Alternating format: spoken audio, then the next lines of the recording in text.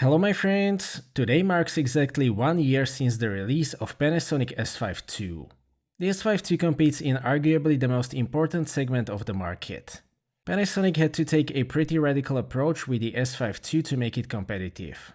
That includes switching to face detection autofocus and giving users all capabilities available with chosen hardware. I was able to use the S5 II for 13 months now and the S5 IIX for about 7 months. In this video, I would like to share my long-term experiences with both cameras, explain what has changed with firmware updates, and evaluate the overall performance of the S5 II line since the release. I rarely talk about prices in my videos because those change all the time. The release price of the S5 II and S5 IIX was already very competitive, but now, after the discounts, it offers an incredible value, which is the first strength of the S5 II and X that I just have to mention. The form factor of the S5 IIX is basically identical to the non-X S5 II. They are not the smallest cameras in the class, but they are still very compact for what they can do. 13.5 cm width and 645 grams weight are completely fine.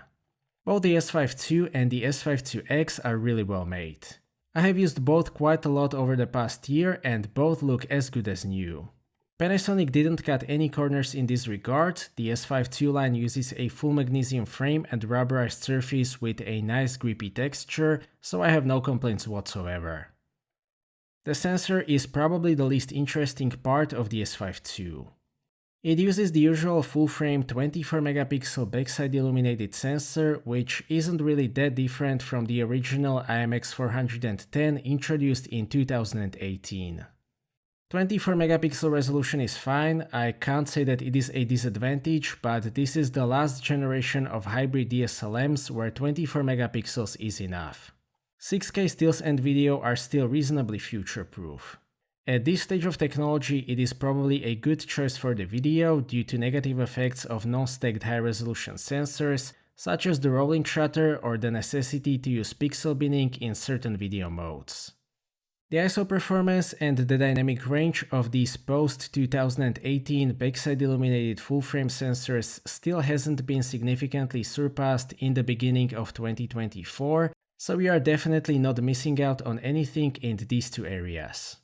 That means clean pictures up to ISO 3200, more noise at 6400 but usable, somewhat usable 12800 and 25600 as an emergency option. The difference between the S5 II and the Micro Four Thirds G9 II is more than 2 stops, which is quite a lot.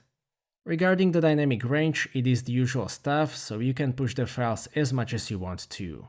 I haven't done any side-by-side testing, but I think that the colors in the standard picture style have been toned down. There was a bit too much contrast in the standard picture style with the launch firmware. I've actually been using natural instead of standard for a while because of that.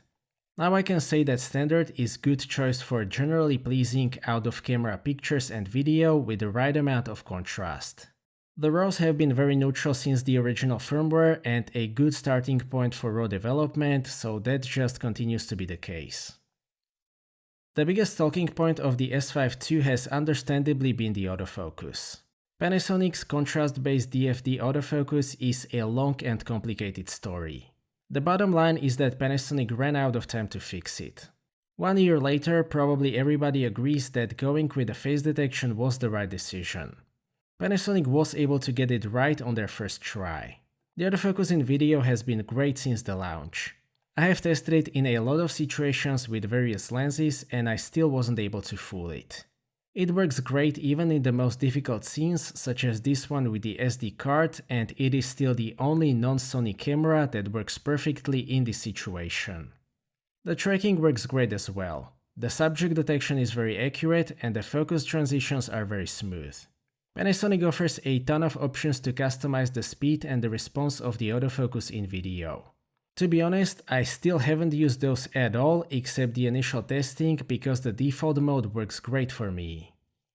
After the firmware update 1.1, I can say that the stills autofocus also works great. The lag between pressing the AF on button and focus acquisition has been completely fixed. That actually wasn't an issue with the autofocus but with the live view. The focus acquisition is now instant, and I can say that it is as fast and as accurate as with Sony, which is the benchmark. The autofocus with Sigma lenses works the same as long as you use continuous autofocus. I don't know whether the single autofocus issues were fixed yet. Overall, I am very happy with the autofocus. Both S5 II cameras are heavily video oriented. The S5 IIX basically goes to the limit of the hardware capabilities, and it gives you all that is possible in terms of the video specifications. That includes all intra codecs, internal ProRes recording, and external RAW output. Those are the three things that you will not get with the base S5 II. ProRes recording opens the doors into serious filmmaking for the S5 IIX. ProRes recording goes up to 1.6 gigabits per second in 5.8K 25p ProRes 422HQ. That is a very serious footage. One more capability unique to the X model is recording straight to the SSD. That is a great professional feature as well. I won't go over the S5 IIX video specifications in this video because I have already done that in my S5 IIX review, which will be linked in the description. You will also find more detailed information about the V-Log in that video. Here I will just say that it is one of the best log profiles on the market. To be honest, when the S5 II was released, I wasn't sure whether it makes sense to offer the base S5 II. I thought that the S5 IIX will be much more popular than the base S5 II. That turned out not to be the case. The internet loves to discuss V-Log and ProRes, but in reality, the majority of hybrid DSLM users are primarily interested in ready-to-go, out-of-the-camera footage. The base S5 II is perfectly capable of providing just that. Panasonic basically offers an option not to pay for ProRes royalties and other stuff that most people actually don't need. Here I have to say that I was wrong. Offering both base and X version was a very good decision. Both versions can output extremely detailed 4K video fully downsampled from 6K with no crop up to 30p. 10-bit 422 is available even on the base version. Both can also shoot 6K up to 30p in 10-bit 420. Importantly, they can do so in 3x2 format, thus providing open gate footage. That is very useful for vertical content, which is getting more popular every year. The only thing keeping the S5 IIX from video perfection within the class is 4K 60p 1.5x crop. Enough has been said about that. The image quality of cropped 4K 60p is still very solid. Having said that, the S5 III will probably have to feature no crop 4K 60p. The overheating resistance of the S5 II is exceptional. In my experience, you will get unlimited 4K recording even in very high summer temperatures as long as you keep it away from direct sunlight. Internal fan will only kick in after some time in the summer, but it is fairly quiet. The S5 II is a great video camera for those who don't need more advanced codecs. The S5 IIX is currently the most capable video camera among hybrid full-frame DSLMs. Does that negatively affect the photography with the S5 II and S5 IIX? Well, the only negative is that you need to carry the cooling system, which probably isn't necessary for the photography. It actually surpasses other 24-megapixel hybrid cameras in some other areas. It can shoot 96 megapixel pixel shift images, which works great. That is not possible with the A7 IV, for example. Continuous shooting speed with mechanical shutter and autofocus continuous is only 7 frames per second, which is below average. On the other hand, it has a huge buffer that can take 200 RAWs despite that it uses regular SD cards. You can also shoot 30 frames per second with electronic shutter and autofocus continuous. This is a fully functional feature that works great. Despite the 5 EV rating, the S5 II IBIS is one of the best on the market. It works great in any kind of reasonable situation, such as static shots, panning, or pointing the camera around. The specialty of this system is walking. As I've explained before, it traces effectiveness at longer focal lengths for warping at ultra-wide focal lengths when walking. If you want to walk with a 24mm or longer focal length, look no further. The performance of this in-body image stabilization system on a gimbal is incredible. This IBIS pretty much neutralizes up and down movement when walking. The S5 II IBIS basically makes everybody a ninja walk expert. I have made an in-depth testing of the S5 II IBIS against the A7 IV IBIS, which turned out to be a very interesting topic. That video will also be linked in the description. The handling and the controls have been some of my favorite aspects of the S5 II and S5 IIX over the past year. Two features that set it apart from Sony and Nikon, for example, are the focus mode selector and dedicated dry mode dial. Those are in my opinion two very important settings that deserve dedicated control elements, and I am glad that Panasonic agrees. On the other hand, I am not a biggest fan of power on toggle located on the top of the camera. A bigger deal is the lack of separate stills and video mode that would allow you to use PSAM dial for both stills and video. No, custom modes are not the same thing. I can also live without it, but I hope that Panasonic will consider implementing it in future cameras. Other than that, I am very happy with the handling. The grip is very well shaped, and I still greatly appreciate integrated strap mounts. Those are a huge improvement over those annoying little triangles. The balance is solid even with longer and heavier lenses. The control elements are very logically positioned, so getting used to the handling of the S5 II is very easy. Small rig makes an excellent cage for the S5 II, S5 IIX and the G9 II. I have also talked more about that one in the S5 IIX review. The same applies to the user interface. This user interface is very well optimized for touch input. The main menu is well organized, but the S5 II is a very complex device, the S5 IIX even more, so there just has to be a lot of stuff in the menu. The amount of information on given screen is also somewhat limited by those big touch-friendly icons. One thing that I greatly appreciate is the recording quality My List, where you can put only those video settings and options that you actually use. Once I got used to it, I was able to use the menu system very efficiently, so I am also happy in that regard. I don't really have anything new to say about the display and the electronic viewfinder. The display uses a very solid 1.84 million dot 3-inch panel. It is sufficiently detailed, very accurate, and still above average for this class, I would say. The EVF uses a well-known 3.69 million dot panel, everybody knows it, and it is still fine going into 2024. The battery life of the S5 II is fine.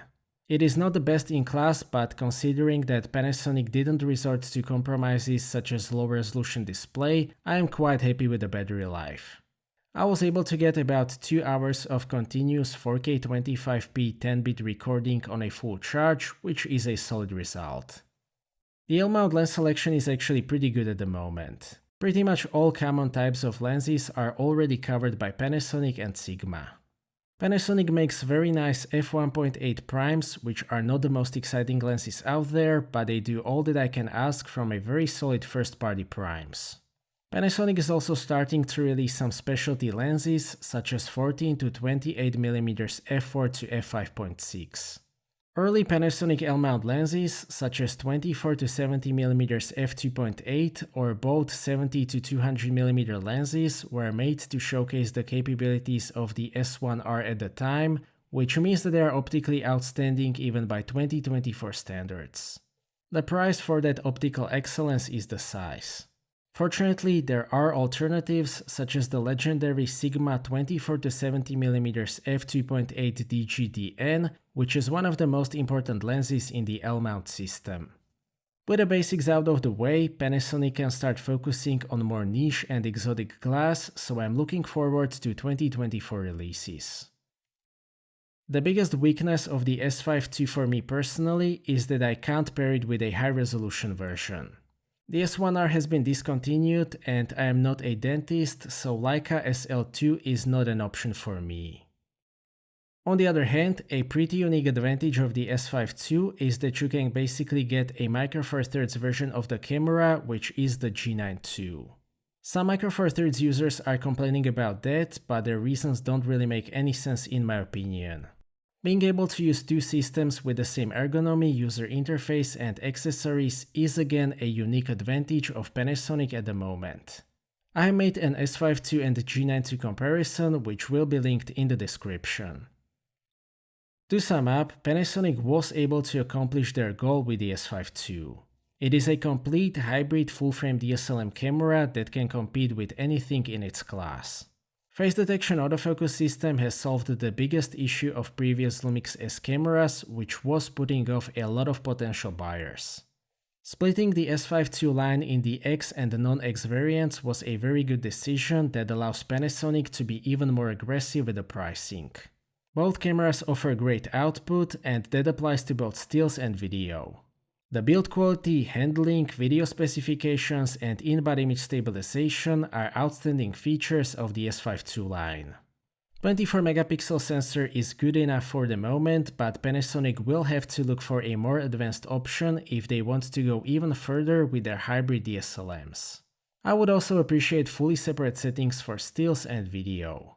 Panasonic S5 II still has a lot of potential to grow with the L-mount system in 2024, so I hope that we will see that high-resolution S5R as soon as possible, as well as some interesting lenses.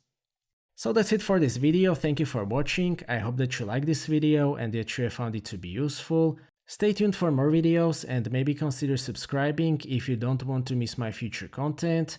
If you would like to ask anything or share opinion, please do so in the comment section, and see you next time.